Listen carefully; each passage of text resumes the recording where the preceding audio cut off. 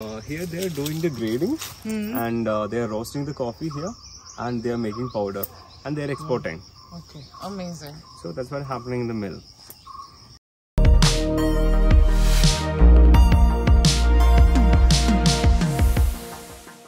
Welcome और welcome back to informal Shormal channel. मैं हूं आपका प्यारा सा दोस्त शॉर्मल और जैसा आप लोग जानते हैं मुझे इनफॉर्मल रहना पसंद है।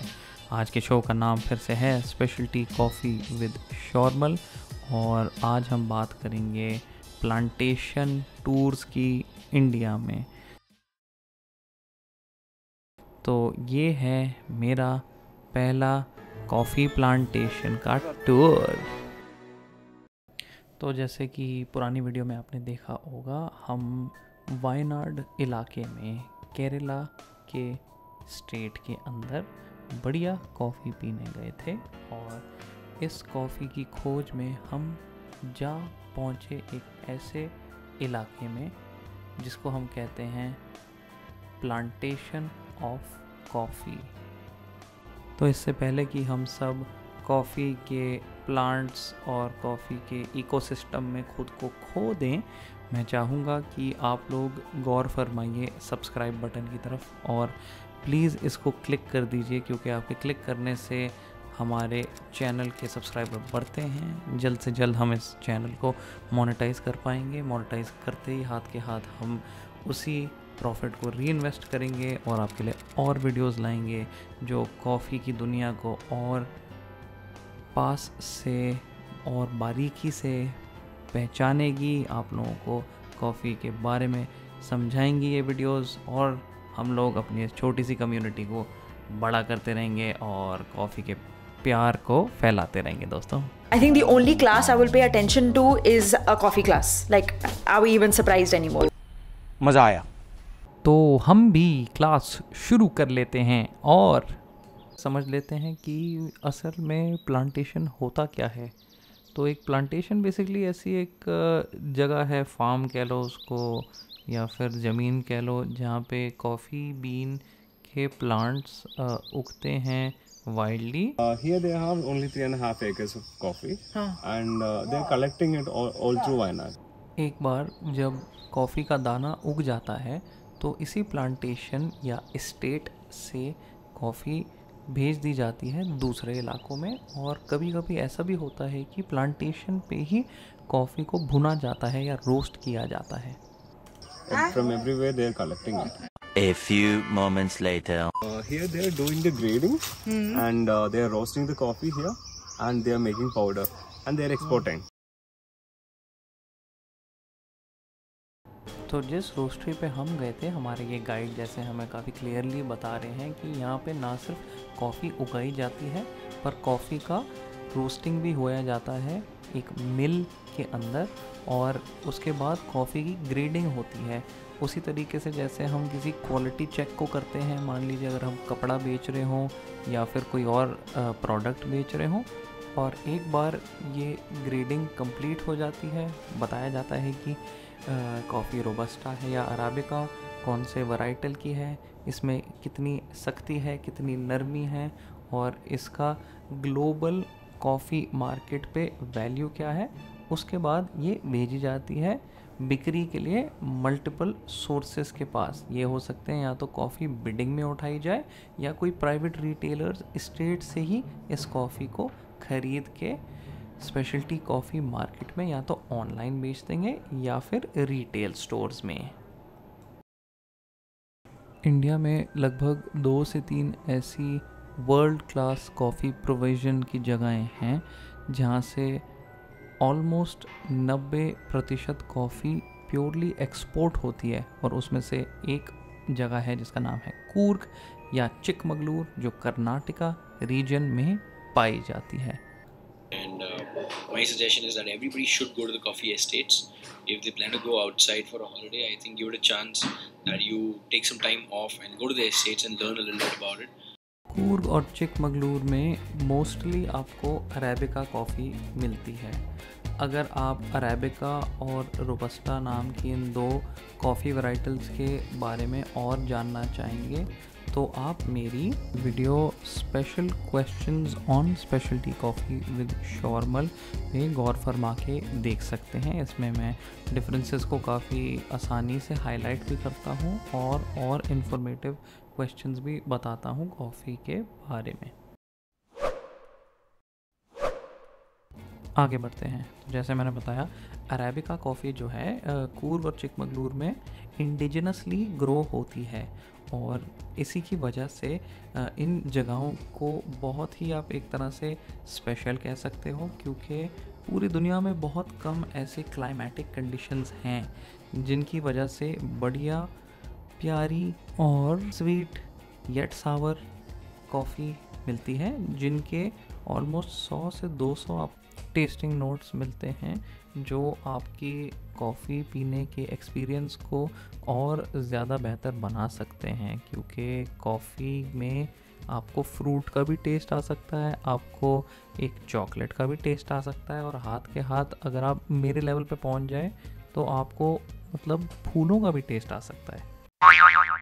देसी कॉफ़ी सीन के अभिनेता मिथिलेश वाजलवार ने अपने शब्दों में बहुत प्यार से वीडियो द्वारा बयान किया है कितना बढ़िया चिकमगलूर और कूर्ग का स्टेट विज़िट एक्सपीरियंस है, और ये सब आपको मशहूर कंपनी जैसे ब्लू टोकाई और थर्ड वेव कॉफ़ी रोस्टर्स के कॉफ़ी पैकेट्स पे भी दिखेगा, जहाँ पे वो आपको बताते हैं कि एस्टेट पे क्या चल रहा है, कॉफ़ी उठाने वाले मज़दूर कैसे आज भी मेहनत और परिश्रम हाथ के हाथ साथ के साथ चलते हैं और गाते हुए अपना कॉफ़ी दाना उठाने का काम करते हैं।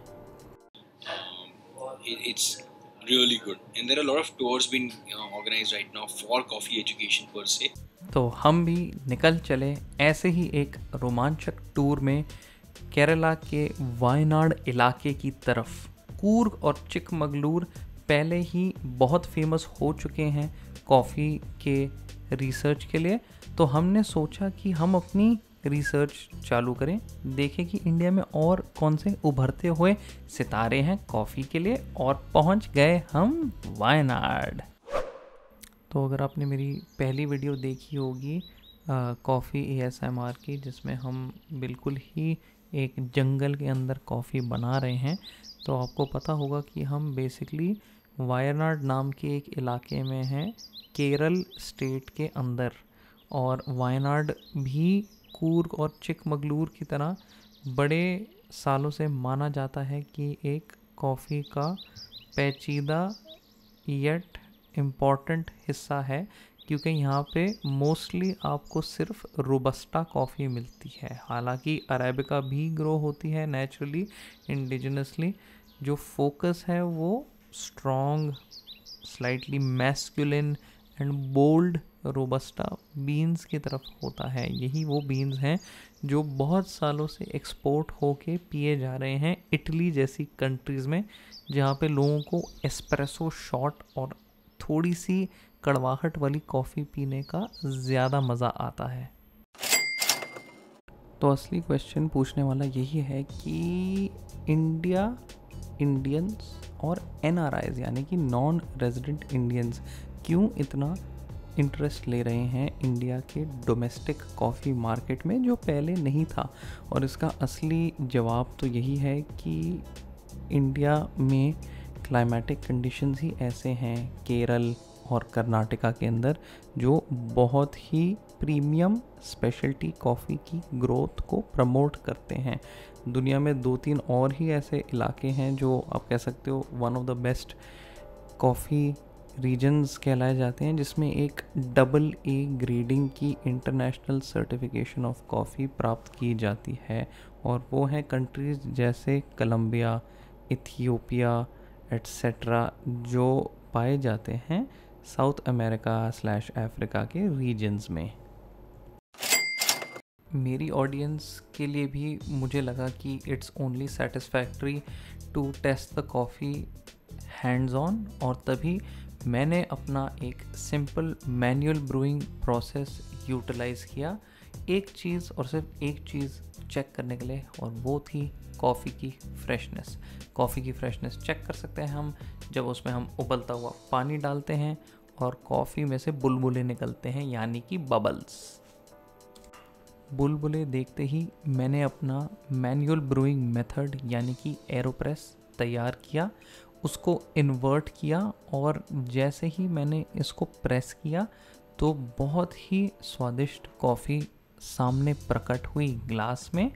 और इसी कॉफ़ी को पी के हमें ऐसा लगा कि मदर नेचर हमारे मुंह में गुलाटी मार रही है और हम इसके पूरी तरह दीवाने हो गए। इसी दीवानेपन में झूमते हुए मेरी कैमरा टीम को भी फाइनली समझ आ गया कि मैं इतने सालों से क्या बोलना चाहता था। Extraction is complete. Oh my god, that's a beautiful smell.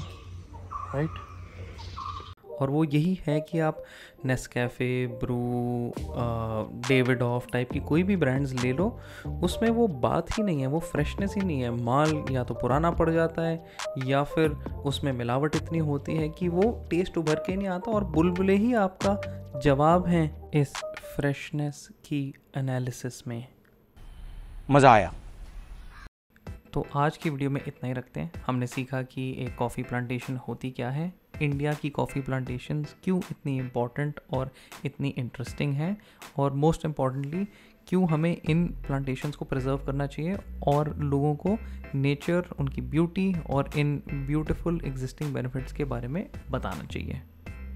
इस वीडियो को यहाँ तक देखने के लिए आपका बहुत बहुत मेरे सच्चे तहे दिल से शुक्रिया। इन वीडियोस को बनाने में बहुत मेहनत और रिसर्च जाती है, so thank you so much for appreciating the effort. सबको पता ही है कि इनफॉर्मल शॉर्मल चैनल पे हम सबका एक ही मकसद है, और वो है कि हम बुरी आदतें नहीं रखते और मेहनत करते हुए नहीं थकते। तो हम भी मेहनत करते रहेंगे, आपके लिए वीडियोस लाते रहेंगे, और प्लीज़ लाइक करिए, कमेंट करिए अगर आपको कुछ हमें फीडबैक देनी है, और चैनल को सब्सक्राइब करिए। Thank you so much for watching.